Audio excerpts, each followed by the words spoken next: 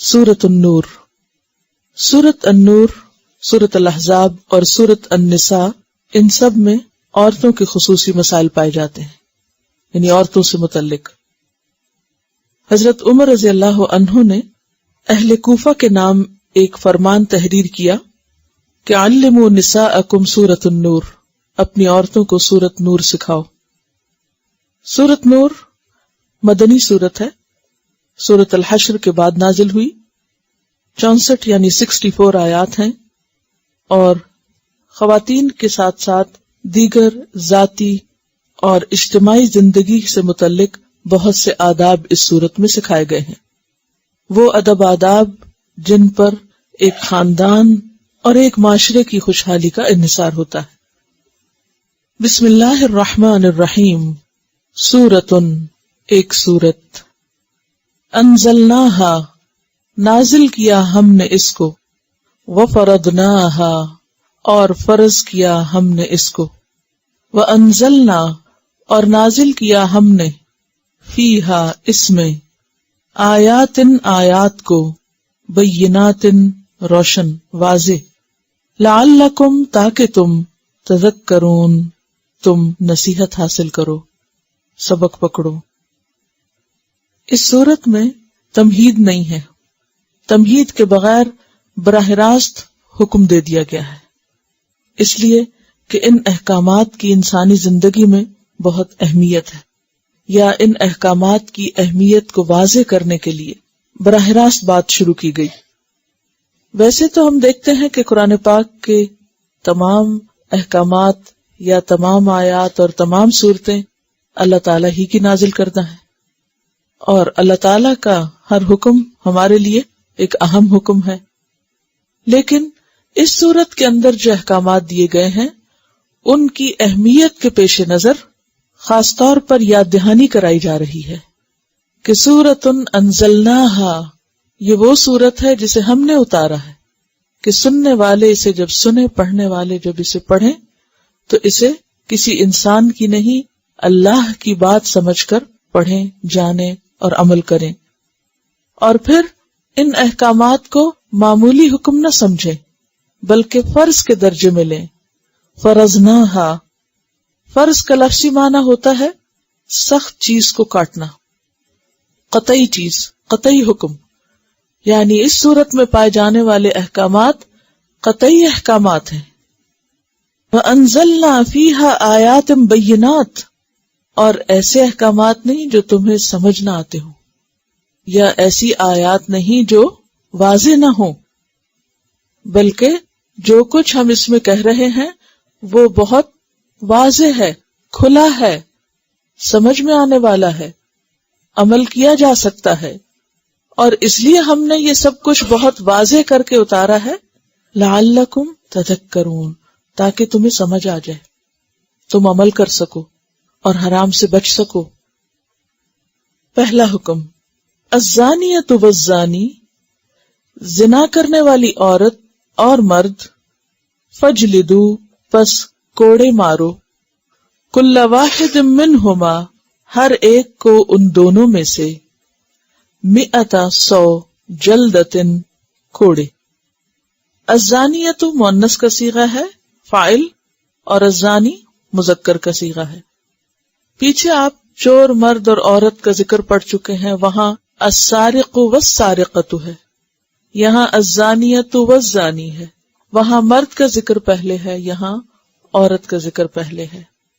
اور وجہ سمجھ میں آ رہی ہے کہ زنا کا عمل اس وقت تک ہو نہیں سکتا جب تک کہ عورت کی رضامندی شامل نہ ہو، یا یہ کہ اکثر اوقات عورت اس کا سبب بنتی ہے، یعنی عورت کا اسلامی احکامات پر عمل نہ کرنا فتنے کا سبب بنتا ہے.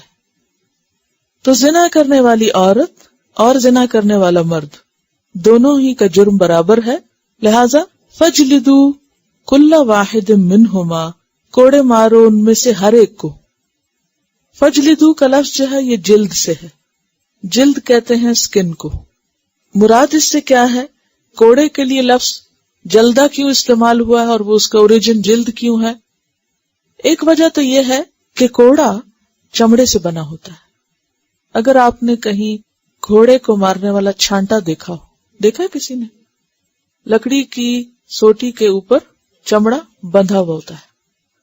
تو وپ جو ہوتا ہے وہ بھی اسی طرح چمڑے سے ہوتا ہے. اور جس گھوڑے سے مارا جائے اس کے آگے گانٹ لگانے سے منع کیا گیا، کیونکہ گانٹ والی جگہ پھر سخت ہو جاتی ہے، یعنی کھلا چھوڑا جائے گا وہ چمڑا، وہ سٹرپ جو ہے. دوسری بات یہ ہے کہ یہ مار صرف سکن کی حد تک ہو. ڈنڈے سے مارنے سے منع کیا گیا، یا لوہے سے مارنے سے، یا کسی پتھر سے مارنے سے، کیونکہ جلد تک اس کا اثر رہنا چاہیے، گوشت ہڈی تک نہیں جانا چاہیے.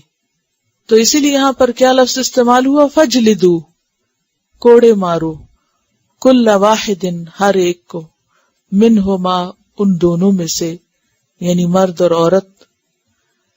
کتنے؟ 100 جلدہ، 100 کوڑے. 100 100 اور جلدتن کوڑے.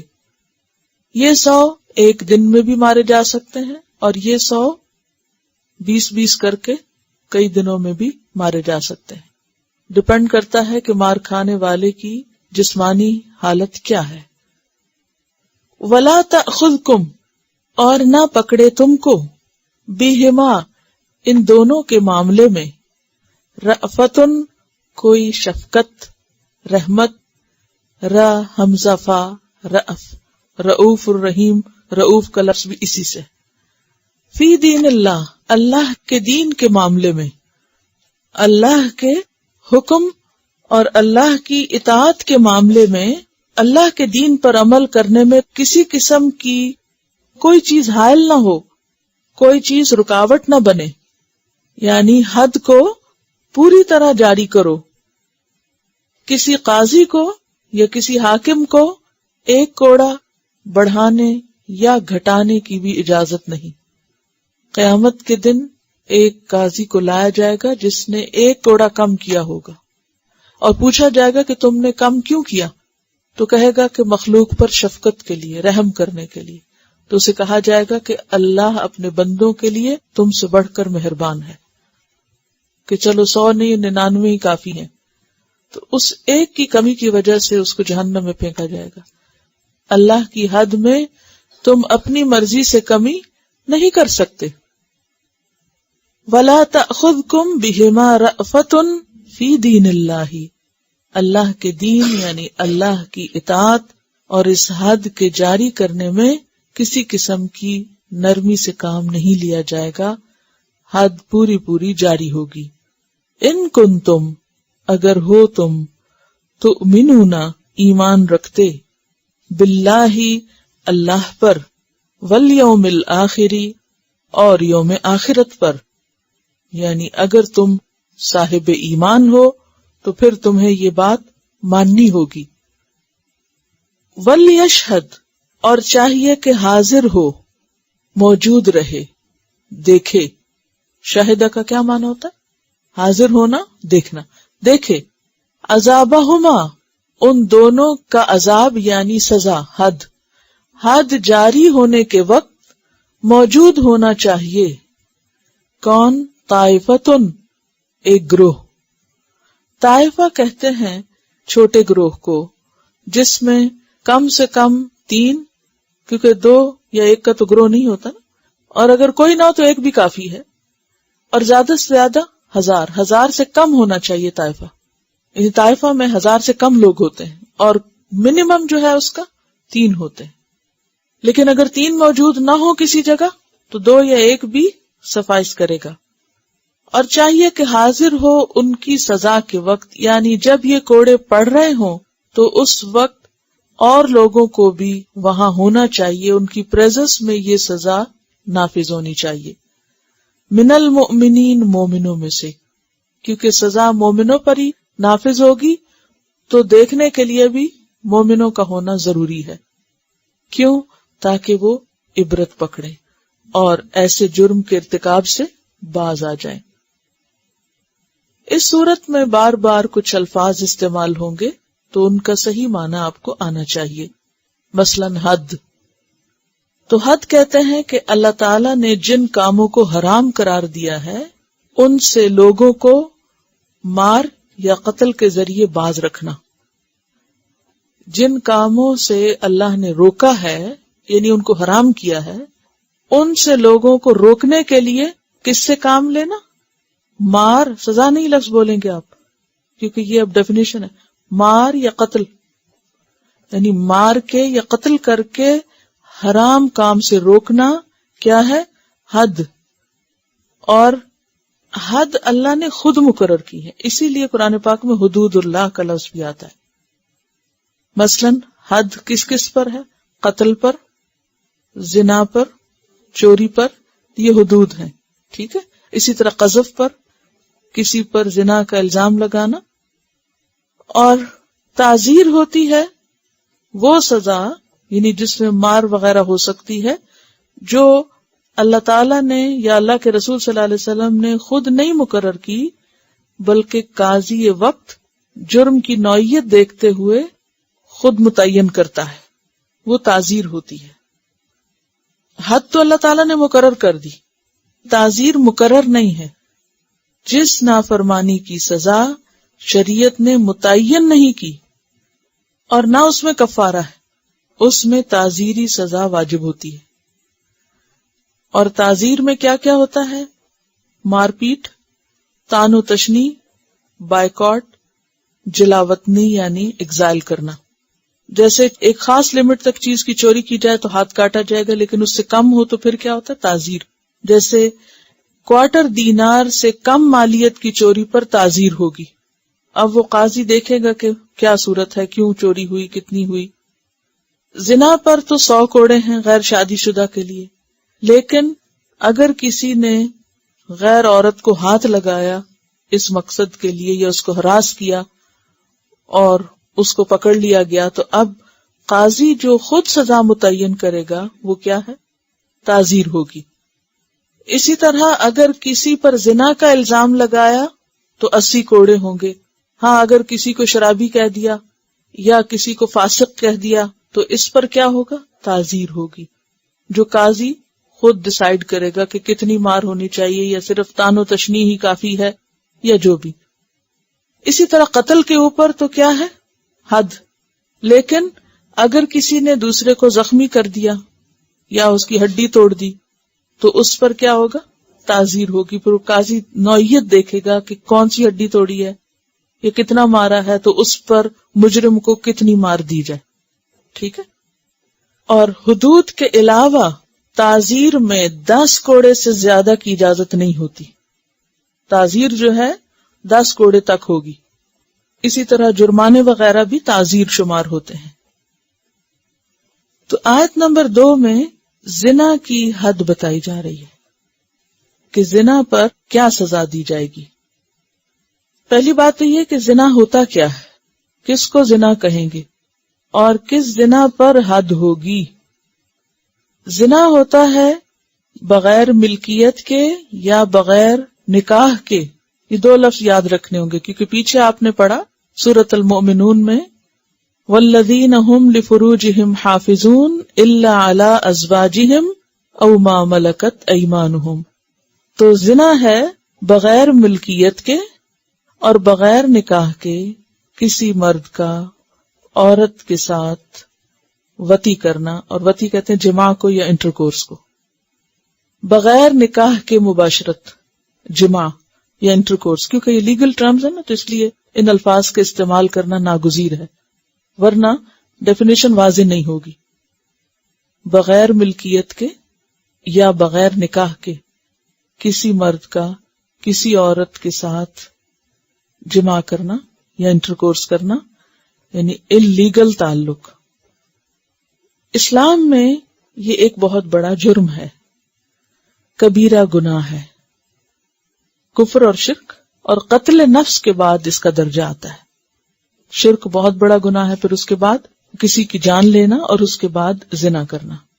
اور اس کے بارے میں قرآن پاک کی سورۃ الفرقان میں واضح طور پر آیت آتی ہے والذین لا يدعون مع اللہ الہا آخر ولا يقتلون النفس التي حرم اللہ الا بالحق ولا يزنون ومن يفعل ذلك يلقى اثاما يضاعف له العذاب.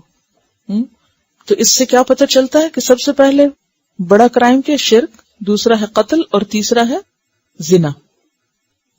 بخاری کے ایک اور روایت سے پتہ چلتا ہے کہ آپ صلی اللہ علیہ وسلم سے جب کبیرہ گناہوں کے بارے میں پوچھا گیا تو آپ نے فرمایا ان تزانی بحلیلۃ جارک، کہ تم اپنے پڑوسی کی بیوی سے زنا کرو۔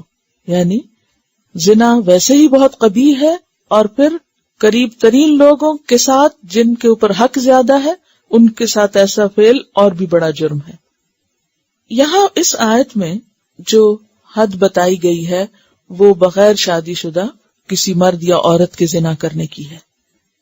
جہاں تک شادی شدہ مرد اور عورت کا تعلق ہے تو اگر کوئی نکاح کے بعد، شادی کے بعد ایسا غیر قانونی کام کرتا ہے، انلیگل ریلیشن شپ قائم کرتا ہے، تو اس میں سزا کوڑے نہیں بلکہ رجم ہے۔ رجم کا معنی ہوتا ہے پتھر مارنا، یعنی سنسار کرنا، چاہے مرد ہو یا عورت۔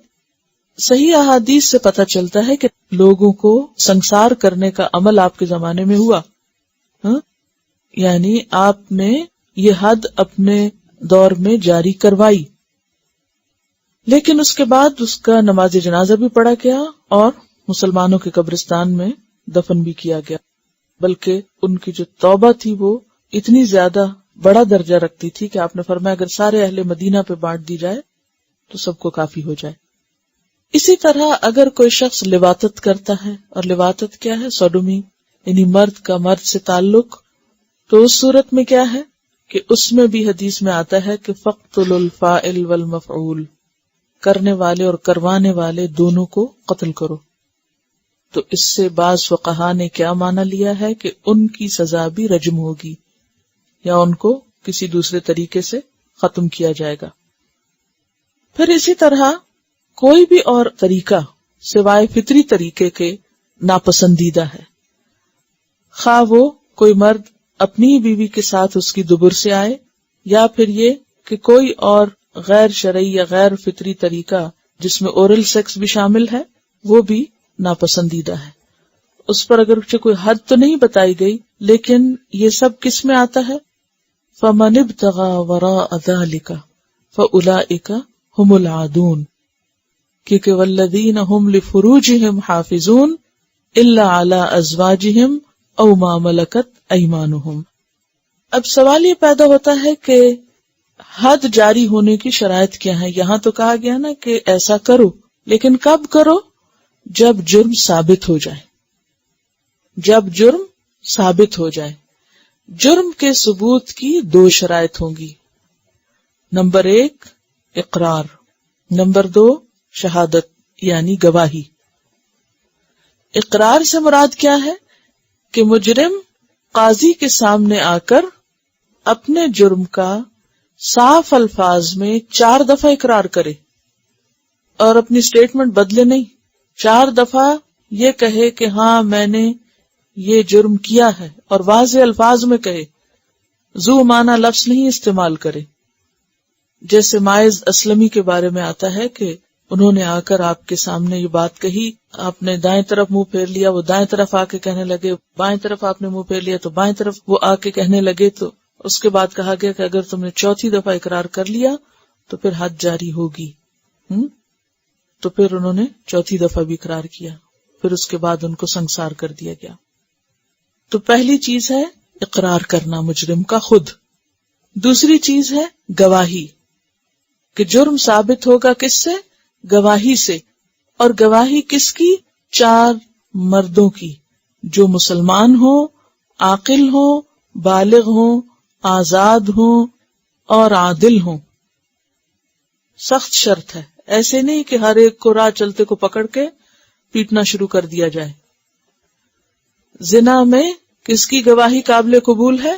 4 مردوں کی، اور وہ 4 مرد جو مسلمان ہوں، بالغ ہوں، عقل مند ہوں، عاقل ہوں، سمجھدار ہوں، بدھو وغیرہ نہ ہوں، آزاد ہوں، غلام بھی نہ ہوں، اور عادل ہوں۔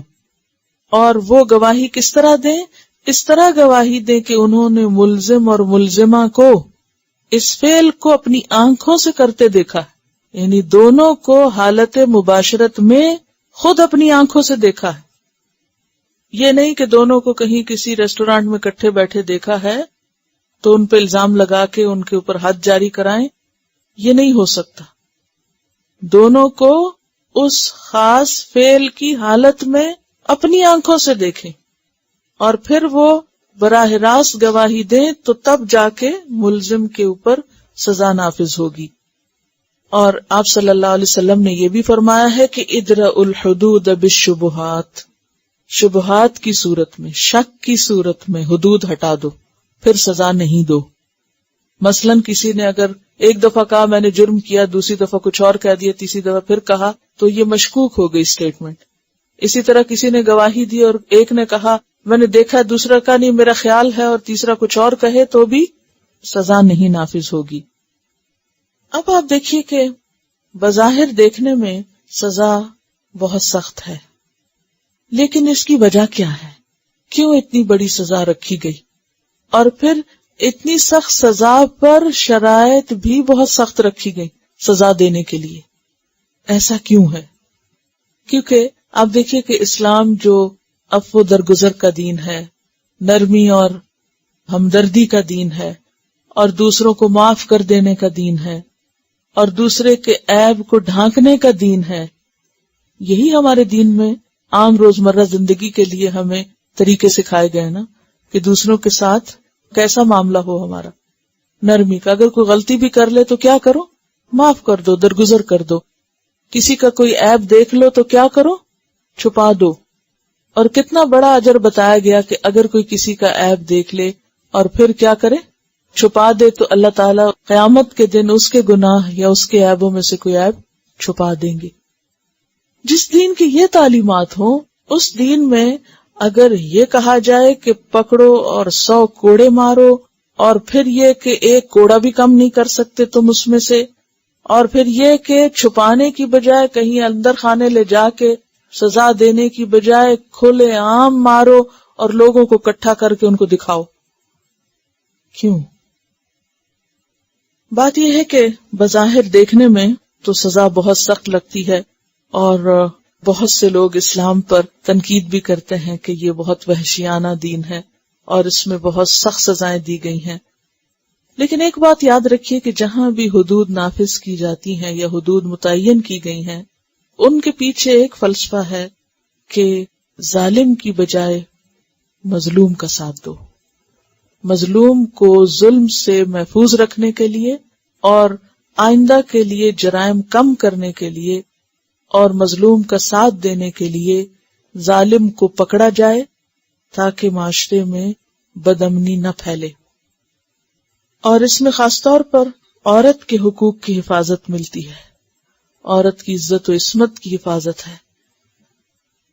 اسلام میں صرف حدود اور سزائیں ہی نہیں، اسلام میں صرف لوگوں کے سامنے مجرم کو پیٹنے کا ہی حکم نہیں، بلکہ نبی صلی اللہ علیہ وسلم نے جب اپنا پیغام دیا تو لوگوں کو اللہ پر ایمان اور آخرت پر ایمان سکھایا اور بار بار اس کو مضبوط کیا.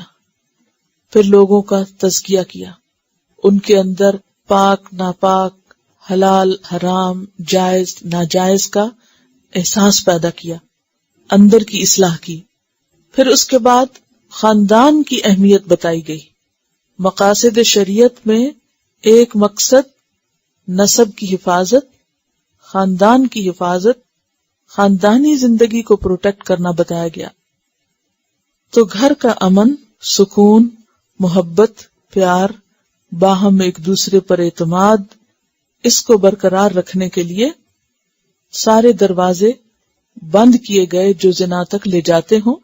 اس لیے ہم دیکھیں گے کہ اس صورت میں صرف یہ نہیں کہا گیا کہ زناکار کو تم مارو، بلکہ اس کے علاوہ وہ سارے رستے بھی بند کیے گئے جو زنا کی طرف لے جانے والے ہیں.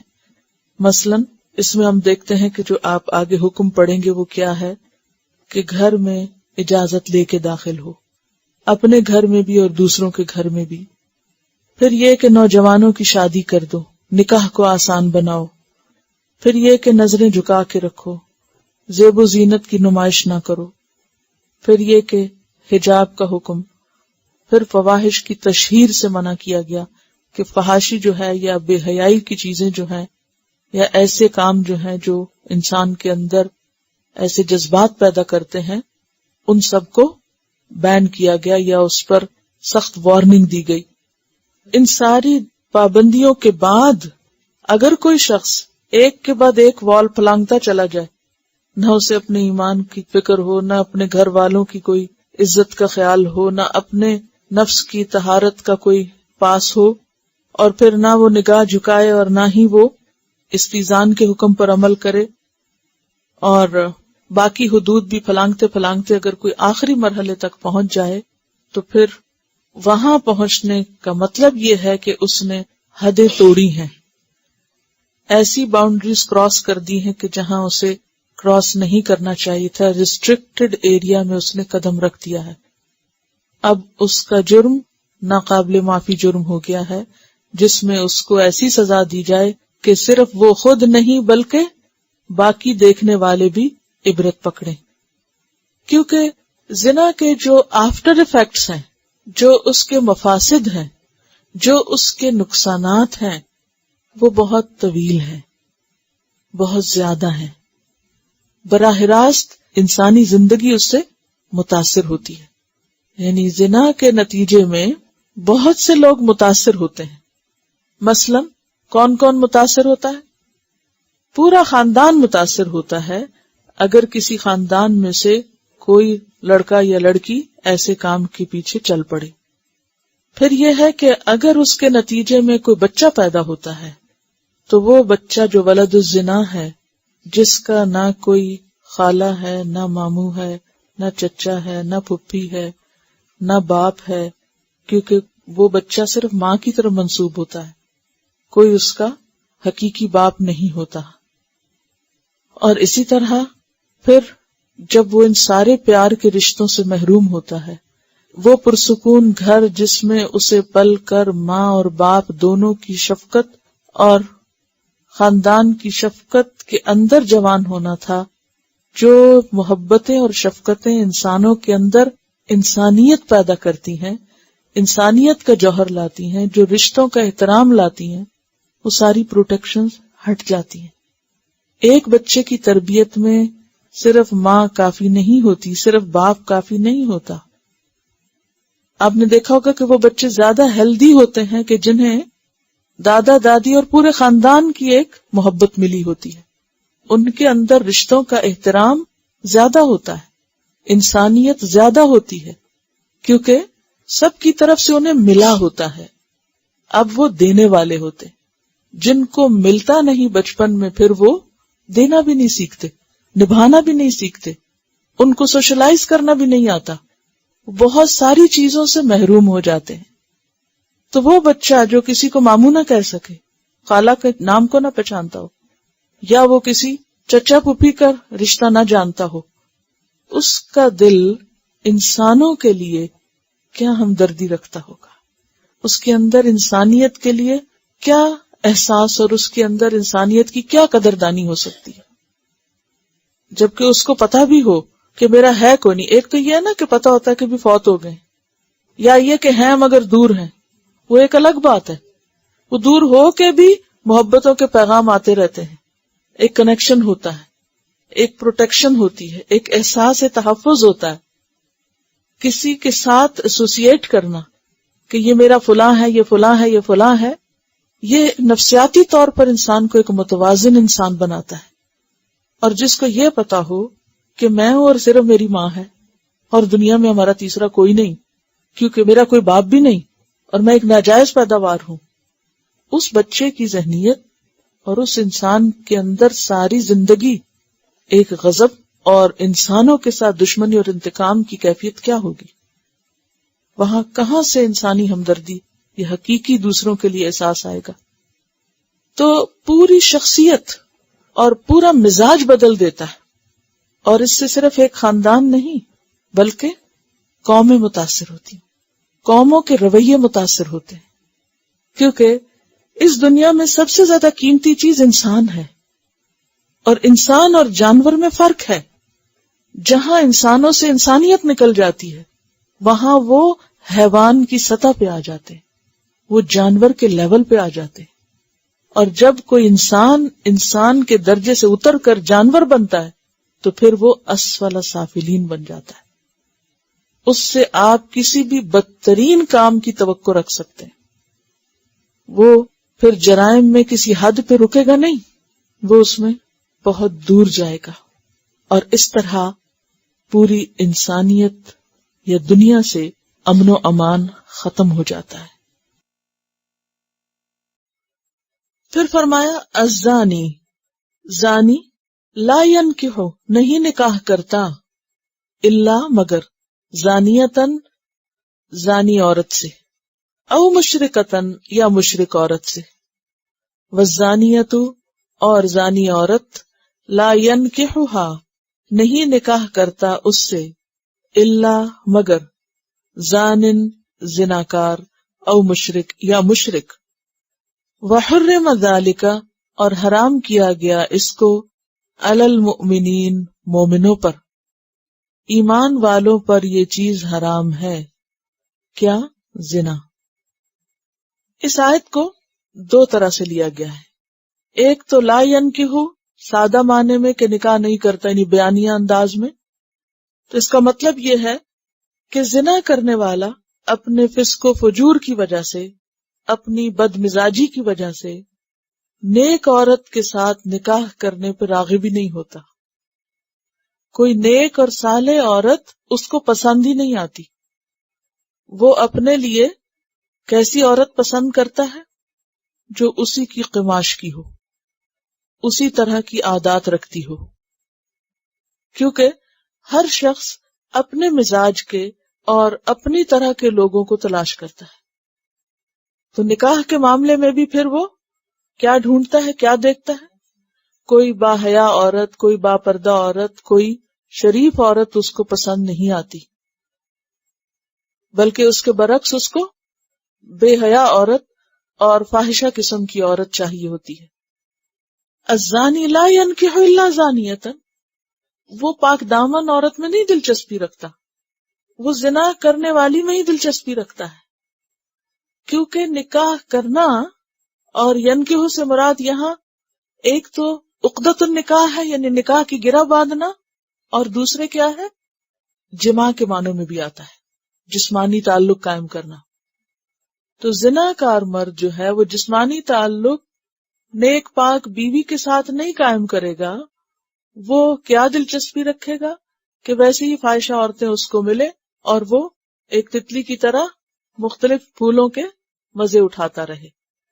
وہ اپنے آپ کو ایک خاندان کی زندگی میں اور ایک پابند زندگی میں باندھنے سے کتراتا ہے.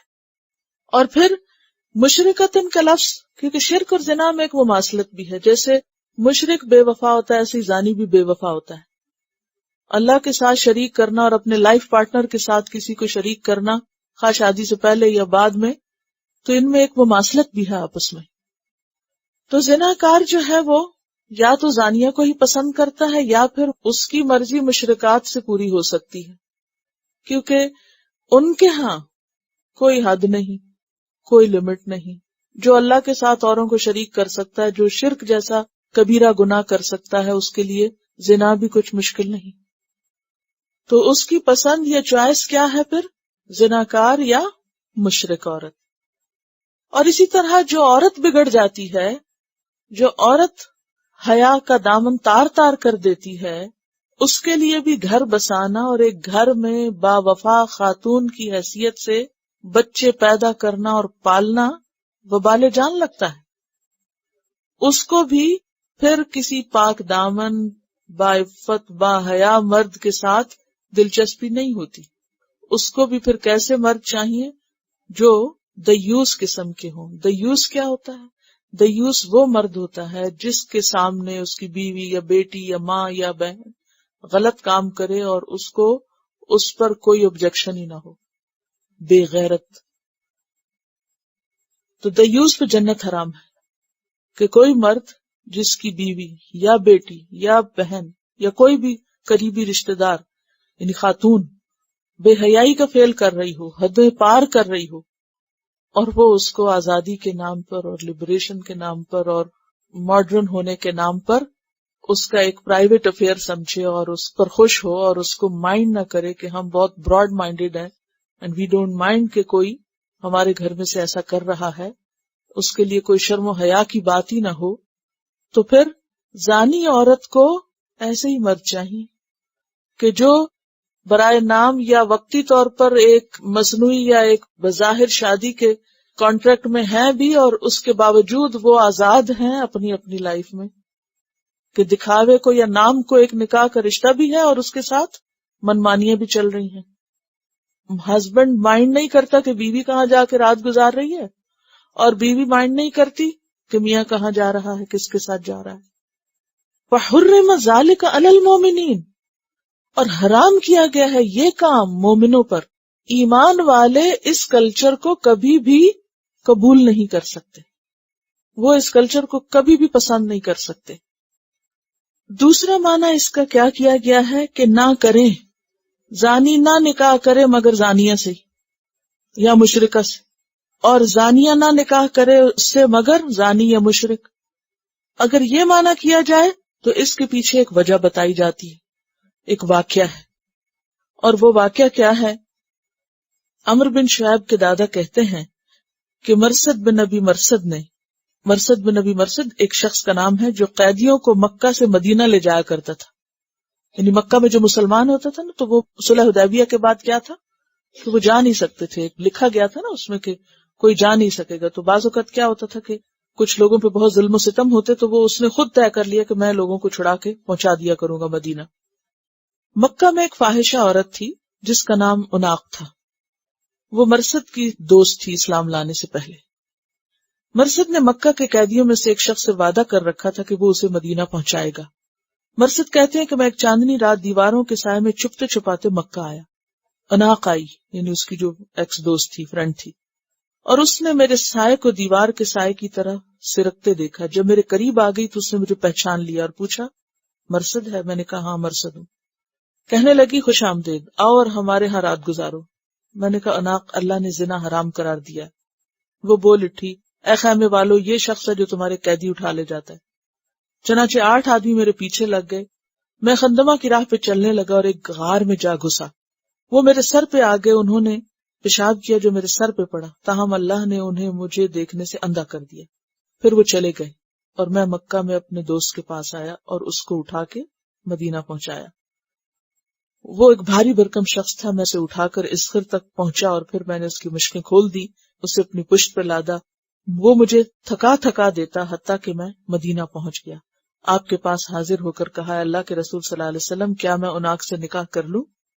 آپ چپ رہے، کوئی جواب نہ دیا حتیٰ کہ یہ آیت نازل ہوئی. تب آپ نے مجھے فرمایا کہ اس عورت سے نکاح نہ کرو. یعنی جو عورت زنا کے پیشے میں ملوث ہو، پروسٹیچیوٹ ہو، جب تک وہ توبہ نہ کر لے اور وہ اس کام سے بالکل باز نہ آ جائے تو اس سے نکاح نہیں ہو سکتا. اگر وہ کوئی بھی شخص توبہ کر لے تو توبہ کے بعد تو انسان کیا ہو جاتا ہے، گویا اس نے گناہ کیا نہیں. لیکن اگر کوئی ایسے پیشے میں ہے اور کوئی چانسز نہیں کہ وہ اپنی اس عادت سے باز آئے، کیونکہ یہ بھی ایک ایڈکشن کی طرح چیز ہوتی ہے کہ انسان کو اگر ایسے فعل کی لت لگ جائے یا ایسی فحاشی کا وہ عادی ہو جائے تو پھر وہ ایک باقاعدہ پابند زندگی گزارنے کا قائل نہیں ہوتا. اس کے لیے خاندان بنانا اور بچے پیدا کرنا اور ان کو پالنا اور اپنی جوانی اس میں کھپانا، یہ سب کیا نظر آتا ہے؟ بے وقوفی کا کام نظر آتا ہے. تو اب دونوں معنی سمجھ آگے. ایک کیا ہے کہ کرتے نہیں ہیں، اور دوسرا کیا ہے نہیں کے معنوں میں کہ نہ کریں. اور نہ کریں کا معنی کیا ہے؟ اس میں یہ روایت آتی ہے اور پھر اس سے حکم کیا نکلے گا کہ کوئی بھی ماں باپ اپنی بچی کو دینے سے پہلے یا بیٹے کی شادی کرنے سے پہلے یہ میک شور کر لیں کہ لڑکی یا لڑکا جو ہے وہ باعفت ہے، پاک دامن ہے اور ایسی کسی بری لت کا شکار نہیں. آج آپ دیکھیں کہ مسلمان گھرانوں میں بھی ماں باپ اس چیز کو نہیں دیکھتے. بعض بچیاں بہت شرافت کے ساتھ پلی ہوتی ہیں، انہوں نے کبھی کسی غیر مرد کے ساتھ کوئی تعلق نہیں رکھا ہوتا، کسی کے ساتھ کسی قسم کی ایسی کوئی ان کی دوستی نہیں ہوتی، اور یکا یک ماں باپ شادی کر دیتے ہیں. کہاں؟ ایسے مرد کے ساتھ کہ جو ان ساری حرکات کو اپنی عادت بنا چکا ہوتا ہے. اور ان بچیوں کی زندگیاں حرام ہو جاتی ہیں، کیونکہ والدین کی عزت کے مارے نہ وہ کسی کو بتانے کے قابل ہوتی ہیں اور نہ ہی مرد کو روکنے کے قابل. اور پھر ایسی عورت جو خود شرافت سے زندگی گزاری، جس کو اتنے ہتھ کنڈے آتے ہی نہ ہوں، تو اس کے لیے زندگی حرام ہو جاتی ہے. اس لیے ماں باپ کے فرائض میں سے یہ فرض بنتا ہے کہ وہ اپنے بچوں کی شادی نہ کریں. ہاں، اگر کوئی خود بچہ ہی ایسا ہے تو پھر وہ جہاں اٹکا ہوا ہے ادھر ہی رخصت کر دیں اس کو. لیکن اگر پتہ چل جائے کہ لڑکی یا لڑکا خراب عادتوں کا شکار ہے تو پھر اپنی اولادوں کو وہاں نہ جھونکیں، کیونکہ اس سے زندگی حرام ہو جاتی، خاندان نہیں بنتے. ایسے پھر تعلقات نبھتے نہیں، پھر کسی نہ کسی دن ختم ہوتے ہیں، کہیں نہ کہیں جا کے مصیبت کا شکار ہوتے ہیں، اور پھر سارا وبال نسلوں پہ آتا ہے، بچے متاثر ہو جاتے ہیں، بچوں پہ محرومی ہو جاتی ہے. تو اس لیے اللہ تعالیٰ نے حرم ذالک علی المؤمنین فرمایا کہ یہ چیز مومنوں پہ حرام ہے کہ ایسا نہ ہو.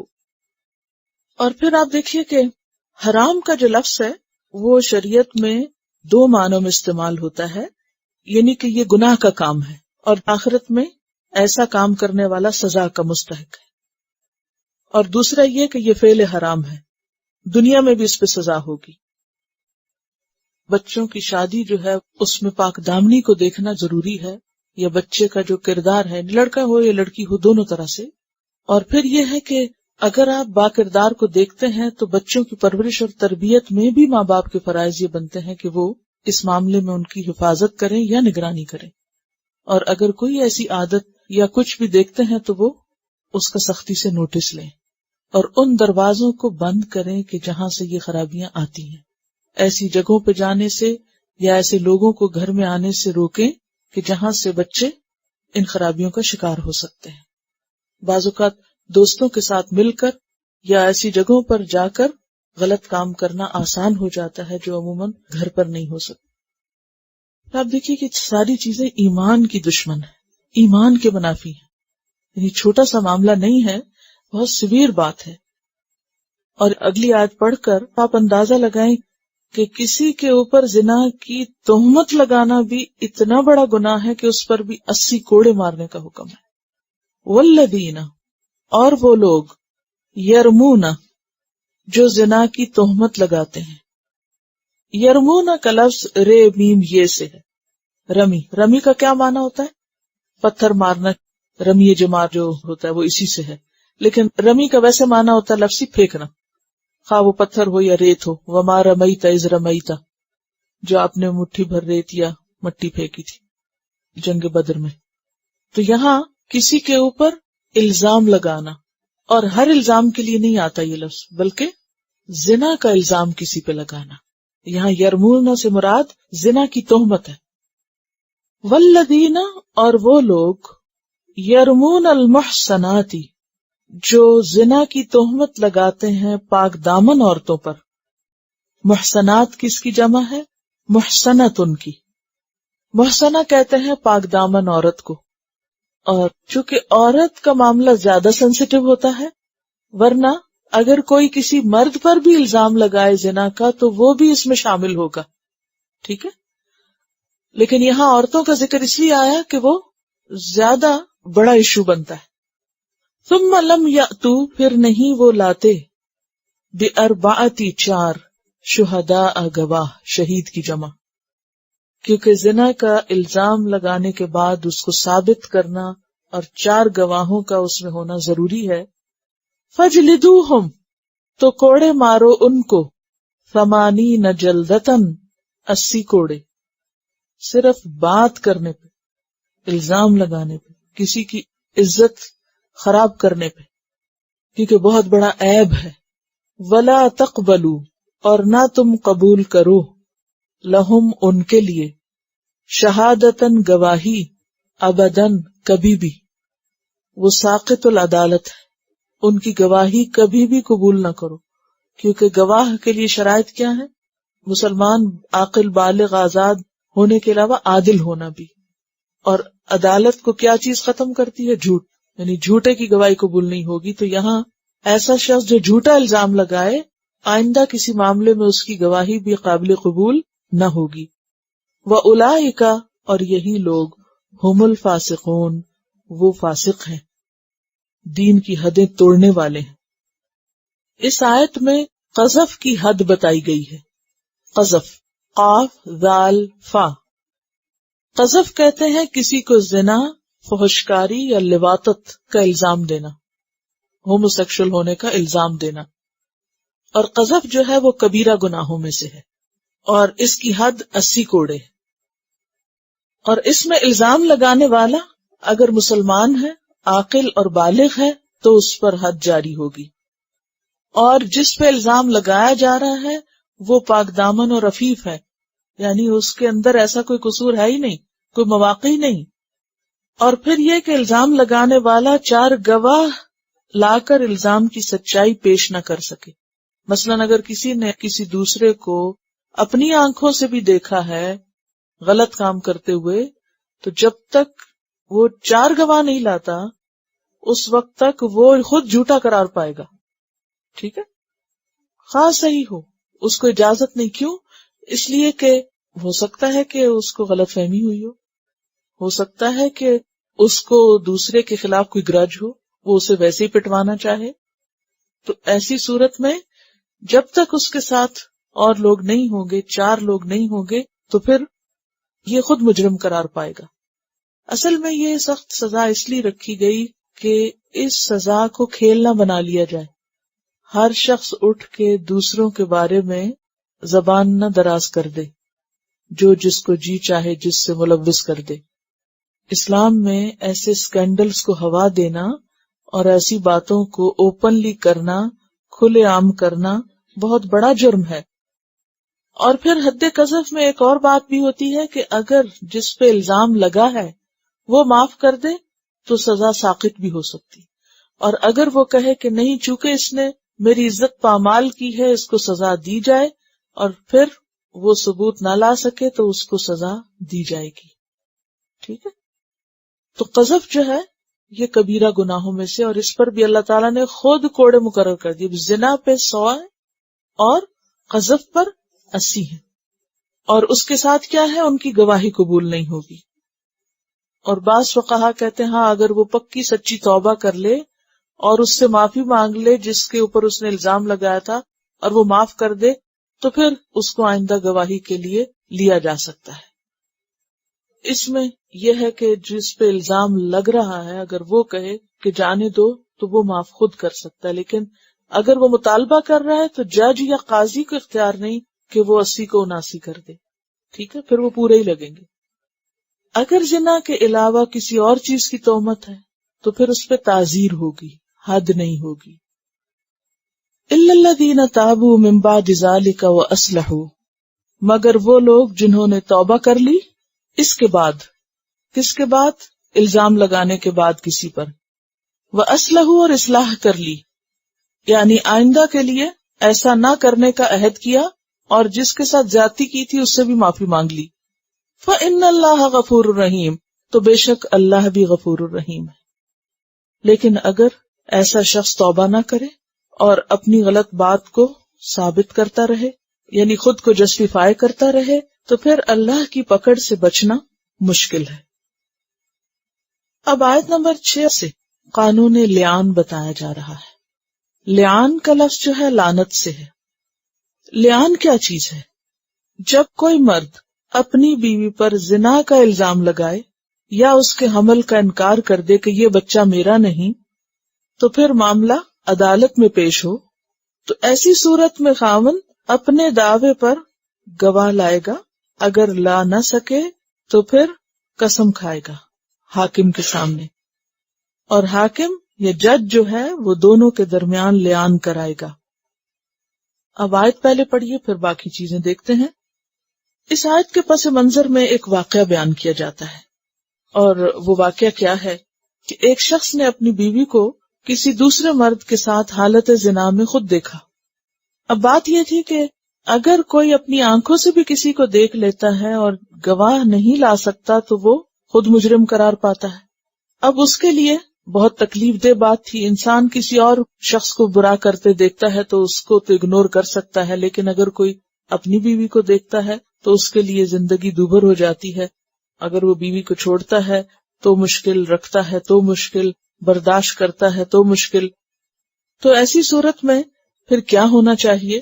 اس کے لیے اللہ تعالیٰ نے ایک قانون بتایا، اور جو واقعہ صحیح بخاری میں آتا ہے وہ میں آپ کو سنا دیتی ہوں، آپ کے سامنے رکھ دیتی ہوں. حضرت ابن عباس سے روایت ہے کہ حضرت ہلال بن امیہ کا نام آپ نے پہلے بھی سنا ہوا ہے. کہاں؟ وہ جو 3 لوگ پیچھے رہ گئے تھے نا جنگ تبوک میں. ہلال بن امیہ نے رسول اللہ صلی اللہ علیہ وسلم کے سامنے اپنی بیوی پر شریک بن سحما سے زنا کی تہمت لگائی. تو رسول اللہ صلی اللہ علیہ وسلم نے فرمایا 4 گواہ پیش کرو، ورنہ تمہاری پیٹھ پہ حد قذف لگائی جائے گی، نہیں تمہیں 80 کوڑے لگیں گے اگر تم نے اپنی بیوی کے بارے میں ایسی کوئی بات کہی تو. اس نے یہ کہا، یا رسول اللہ صلی اللہ علیہ وسلم، اگر ہم میں سے کوئی اپنی بیوی کے ساتھ کسی کو برا کام کرتے دیکھے تو گواہ تلاش کرتا پھرے. یعنی کہاں سے گواہ لائے کہ اپنی بیوی کو دکھائے وہ دوسرے مردوں کو. لیکن آپ وہی فرماتے رہے کہ نہیں 4 گواہ پیش کرو ورنہ تمہاری پیٹھ پہ حد قذف جاری ہوگی. اس وقت ہلال نے عرض کیا، یا رسول اللہ، اس اللہ کی قسم جس نے آپ کو حق کے ساتھ بھیجا ہے، میں سچا ہوں، اور اللہ قرآن میں ضرور ایسا حکم نازل کرے گا جس سے میری یہ حد یعنی سزا ساکت ہو جائے گی. اسی وقت جبریل علیہ السلام آئے اور یہ آیت نازل ہوئی جو آیت اب ہم پڑھیں گے. آیت کیا ہے؟ والذین، اور وہ لوگ، یعنی جیسے ہلال بن امیہ، یرمون، جو الزام دیتے ہیں یعنی تہمت زنا لگاتے ہیں، ازواجہم، اپنی بیویوں پر، ولم، اور نہیں، یکن، ہے، لہم، ان کے لیے یعنی ان کے پاس، شہداء، گواہ، یعنی 4 گواہ نہیں ہیں، الا، سوائے، انفسہم، اپنے نفسوں کے، یعنی وہ خود ہی آئی وٹنس ہیں، کوئی اور نہیں. فشہادت، تو گواہی، احدہم، ان میں سے ایک کی یعنی شوہر کی، 4 شہادات، گواہیاں ہوں گی، باللہ، اللہ کے نام کی. یعنی وہ ایک مرد جو ہے وہ 4 گواہوں کے برابر قرار پائے گا. اور کس طرح کہ وہ قسم کھائے گا، انہ لمن الصادقین، کہ بے شک وہ سچوں میں سے ہے. والخامسۃ، اور 5ویں بار کہے گا، انا، بے شک، لعنت اللہ، اللہ کی لعنت ہو، علیہ، اس پر، ان کانا، اگر ہے وہ، کون؟ شوہر خود، من الکاذبین، جھوٹوں میں سے. تو روایت میں آتا ہے کہ اس کے بعد رسول اللہ صلی اللہ علیہ وسلم متوجہ ہوئے، اس عورت کو بھی بلا لیا جس پہ الزام تھا، حضرت ہلال بھی آ گئے، اور اس نے لعان کی گواہیاں دی کہ میں نے دیکھا ہے. آپ بدستور یہی فرماتے رہے، اللہ جانتا ہے کہ تم میں ایک ضرور جھوٹا ہے، لہذا تم میں سے کوئی توبہ کرنے والا ہے. یہ سن کر عورت اٹھی اور اس نے بھی گواہیاں دی. جب 5ویں گواہی کا وقت آیا تو لوگوں نے اسے روک دیا کہ یہ بات اگر جھوٹ ہوئی تو مجھے عذاب ہے. حضرت ابن عباس کا بیان ہے کہ عورت تھوڑی دیر ہچکچائی، ہم نے خیال کیا شاید رجوع کر لے، آخر کچھ دیر ٹھہر کے کہنے لگی، میں اپنی قوم کو ہمیشہ کے لیے داغ نہیں لگاؤں گی. پھر اس نے 5ویں گواہی بھی دے دی. اس پر رسول اللہ صلی اللہ علیہ وسلم نے فرمایا، اب دیکھتے رہو، اگر اس کے ہاں کالی آنکھوں والا، موٹے سرین والا، گوشت سے بھری ہوئی پنڈلیوں والا بچہ پیدا ہو تو وہ شریک بن سحما کا نطفہ ہے. چنانچہ اس عورت کے ہاں ایسی ہی شکل کا بچہ پیدا ہوا. اس وقت رسول اللہ صلی اللہ علیہ وسلم نے فرمایا، اگر قرآن میں لعان کا حکم نازل نہ ہوتا تو میں اس عورت کو اچھی طرح سزا دیتا. کیونکہ عورت نے اپنے سے سزا کیسے ٹالی؟ اگلی آیت میں دیکھیے، وَيَدْرَأُ، اور دور کر سکتا ہے، انہا، اس عورت سے، العذاب، عذاب، ان تشہد، کہ وہ عورت گواہی دے، 4 شہادات، 4 گواہیاں، باللہ، اللہ کی. یعنی مرد جب الزام لگائے 4 قسمیں کھا کے اور 5ویں دفعہ کہے اللہ کی لعنت اگر میں جھوٹا ہوں، تو پھر عورت پر الزام آ جائے گا. اب عورت جواب میں اپنی صفائی پیش کر سکتی ہے، اور اگر وہ 4 دفعہ قسم کھائے اللہ کی کہ مرد جھوٹا ہے اور میں سچی ہوں، تو پھر عورت سے عذاب یعنی حد ٹل جائے گی. اربع شہادات کا مطلب کیا ہے کہ میں اللہ کو حاضر ناظر کر کے گواہی دیتی ہوں، قسم کھاتی ہوں کہ یہ مرد جھوٹا ہے۔ انہ لمن الکاذبین، بے شک وہ البتہ جھوٹوں میں سے ہے۔ والخامسۃ، اور پانچویں دفعہ، انا، بے شک، غضب اللہ، اللہ کا غضب ہو، علیہا، اس پر، کس پر؟ عورت پر، ان کان من الصادقین، اگر ہے وہ سچوں میں سے۔ کون سچوں میں سے؟ مرد۔ بات سمجھ میں آ گئی کہ قصہ کیا ہے؟ چلے میں خلاصہ دوبارہ کر دیتی ہوں تاکہ آپ پر بات بالکل واضح ہو جائے۔ آج 6، 7 اور 8 میں اگر کسی مرد نے اپنی بیوی کو اپنی آنکھ سے کسی غیر کے ساتھ بدکاری کرتے ہوئے دیکھا ہو، جس کا گواہ وہ صرف خود ہو، تو پھر اس صورت میں وہ کیا کرے؟ کسی اور کے معاملے میں تو انسان خاموش ہو سکتا ہے، لیکن گھر کے معاملے میں خاموش نہیں ہو سکتا۔ ایسی صورت میں وہ معاملہ عدالت میں لے جائے اور وہاں جا کر وہ 4 دفعہ قسم کھائے کہ میں نے اپنی آنکھوں سے اپنی عورت کو یہ غلط کام کرتے دیکھا ہے، اور 5ویں دفعہ کیا کہے کہ مجھ پہ اللہ کا غضب ہو اگر میں جھوٹا ہوں۔ اس کے بعد کیا ہوگا؟ سزا نہیں دی جائے گی بیوی کو جب تک کہ بیوی کا موقف نہ سن لیا جائے۔ بیوی کو بلایا جائے گا اور وہ یا تو اقرار کر لے گی کہ ہاں یہ سچا ہے، اور یا پھر انکار کرے گی۔ اگر اس کو انکار کرنا ہو کہ سزا ٹل جائے تو پھر وہ بھی 4 دفعہ قسم کھائے گی۔ کس بات کی؟ کہ یہ مرد جھوٹا ہے۔ اور 5ویں دفعہ کیا کہے گی؟ کہ اس عورت پر اللہ کا غضب ہو اگر وہ مرد سچا ہے۔ یہ لیان کہلاتا ہے، یعنی اللہ تعالیٰ سے دعا کی جا رہی ہے نا۔ ضروری نہیں کہ اسی وقت ان کے سامنے ہی کوئی آفت ٹوٹ پڑے، اس کا مطلب یہ ہے کہ ان کو ایک طرح سے ڈرانا ہے اور روکنا ہے کہ وہ جھوٹی بات نہ کریں، اور کوئی بھی ان میں سے دوسرے پر جھوٹا الزام نہ لگائے، اور اگر سچا ہے تو پھر یا تو عورت اعتراف کر کے دنیا میں سزا بھگت کے آخرت بچا لے، یا پھر یہ ہے کہ وہ انکار کر دے خواہ وہ مجرم ہو بھی۔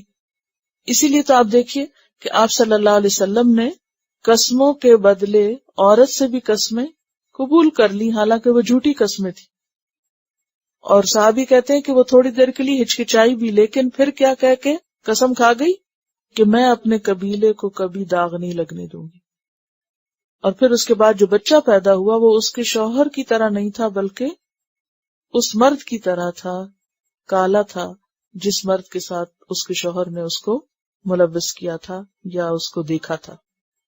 اس کے بعد ہوتا یہ کہ دونوں کو ہمیشہ کے لیے جدا کر دیا جاتا ہے۔ بچہ باپ کی طرف نہیں، ماں کی طرف منسوب ہوتا ہے۔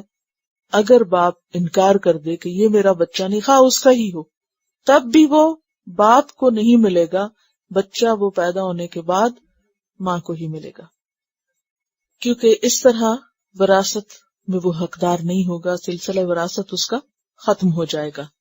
تو لعان کا لفظ بیسیکلی کس سے ہے؟ لعنت سے۔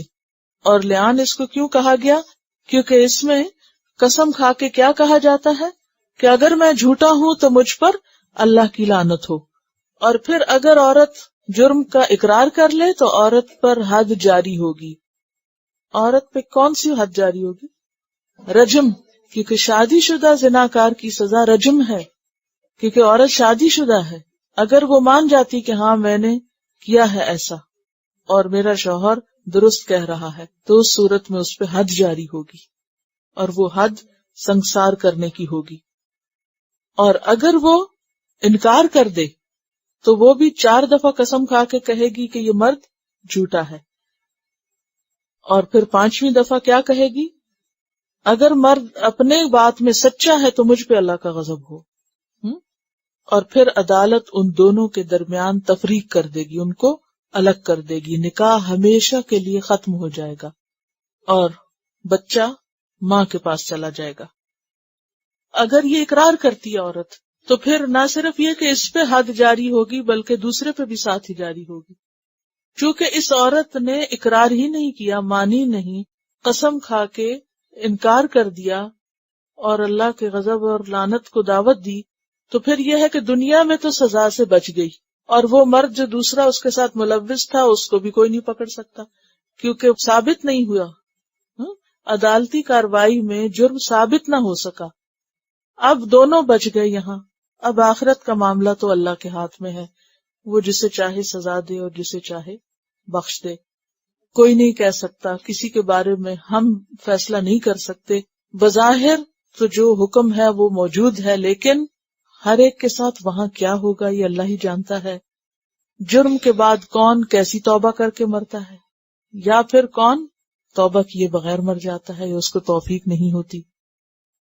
یہ قسم تو دیکھیے، آیت کے الفاظ کو دیکھیے، وَيَدْرَأُ عَنْهَا الْعَذَابِ، یدرأ در ان کا کیا معنی ہوتا ہے؟ ہٹانا۔ فَدَّارَأْتُمْ یاد ہوگا آپ کو لفظ کہ اپنے اوپر سے الزام ہٹا کے دوسرے پہ ڈالنا۔ تو یہاں یدرأ عَنْهَا الْعَذَابِ، اور دور کر سکتا ہے اس سے عذاب، یعنی ہٹ جائے گا اس سے عذاب، اگر عورت گواہی دے گی، قسم کھائے گی اللہ کے نام کے ساتھ 4 بار قسم، کس بات کی؟ انہ لمن الکاذبین، کہ بے شک وہ مرد جھوٹوں میں سے ہے۔ ٹھیک ہے، اب یہ چند ایک باتیں اور یاد رکھیے، مرد اور عورت دونوں عاقل بالغ ہوں تو لعان ہوگا، ٹھیک ہے۔ پھر حد کس پہ جاری ہوتی ہے؟ عاقل اور بالغ پہ۔ اگر ایک عورت مجنون ہے، اس کو ہوش ہی کوئی نہیں، اور کسی اور مرد نے آ کے اس سے زیادتی کی، تو ایسی صورت میں رفع القلم عن 3، 3 لوگوں پر قلم مرفوع ہے۔ کیا ہے؟ یعنی سزا نہیں ہوتی یا اس کے اوپر جرم ثابت نہیں ہوتا، اور اس میں ایک کون ہے؟ مجنون۔ پھر اسی طرح یہ ہے کہ اگر کوئی بے ہوش کیا ہوا ہے، مجنون کے علاوہ دوسرا سونے والا ہے، تو سونا ایک تو طبعی نیند ہے، اور دوسری سلا دیا گیا کسی کو انستھیزیا دے کے۔ اب کسی نے کسی عورت کو بے ہوش کر دیا اور اس کے ساتھ برا کام کیا، تو اب اس میں عورت کا تو قصور کچھ نہیں، کیونکہ وہ تو بے ہوش ہے، تو اس سے بھی جرم ساقط ہوگا، ٹھیک ہے۔ اور تیسرے کیا ہے؟ بچہ، نا سمجھ۔ اگر کسی بچے کے ساتھ کوئی ایسا کام ہوا، اسے ابیوز کیا گیا، تو ایسی صورت میں اس پر حد جاری نہیں ہوگی۔ دوسری بات یہ ہے کہ مرد صاف الفاظ میں یہ لفظ بولے گا کہ میں نے واقعی زنا کرتے ہوئے دیکھا ہے، اور یہ کہ یہ عورت کے پیٹ کا بچہ میرا نہیں، بہت صریح اور واضح الفاظ میں وہ دعویٰ کرے گا۔ اور پھر دعوے کے ثبوت میں گواہ تو ہے نہیں، کیا کرے گا؟ قسمیں کھائے گا، اور اس ایک اکیلے کی 4 قسمیں، اور 5ویں دفعہ غضب کی بات جو ہے وہ 4 گواہوں کے برابر ہو جائے گی۔ پھر یہ ہے کہ یہ سب عدالت میں لوگوں کی موجودگی میں ہوگا، ٹھیک ہے۔ لعان کرنے والے جب الگ ہو جائے ایک دفعہ، تو پھر دوبارہ کبھی اکٹھے نہیں ہو سکتے، اور نسبت اس خاندان سے اس بچے کی باقی نہیں رہے گی۔ وَلَوْلَا فَضْلُ اللَّهِ عَلَيْكُمْ، اور اگر نہ ہوتا فضل اللہ کا تم پر، وَرَحْمَتُهُ، اور اس کی رحمت، تو کیا ہوتا؟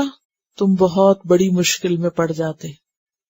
اور بیویوں پر الزام کا جو مسئلہ تھا وہ بہت سے مسائل کو جنم دیتا، لیکن اللہ نے اپنی خاص رحمت اور فضل سے تمہیں یہ قانون عطا کر دیا، اور اس کی وجہ سے تمہیں ایک بڑی مشکل سے نکال دیا۔ وَأَنَّ اللَّهَ تَوَّابٌ حَكِيمٌ، اور بے شک اللہ تعالی توبہ قبول کرنے والا، حکمت والا ہے۔ تلاوت سنیے۔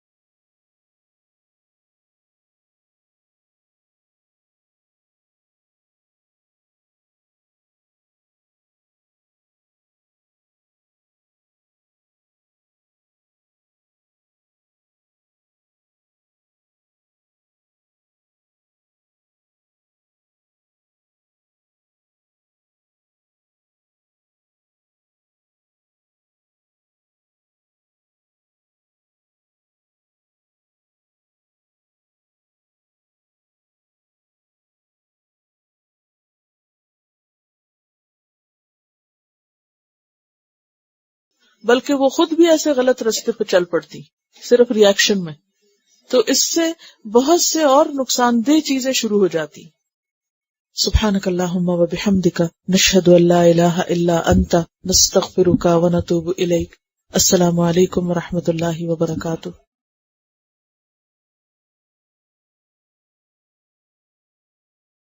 Quran vocabulary 100%. The best application to understand Quran. Study with flashcards. Word list. Learn 25% of Quran vocabulary in 7 days. Multiple MCQs to practice and test vocabulary. Single choice. Multiple choice. True false.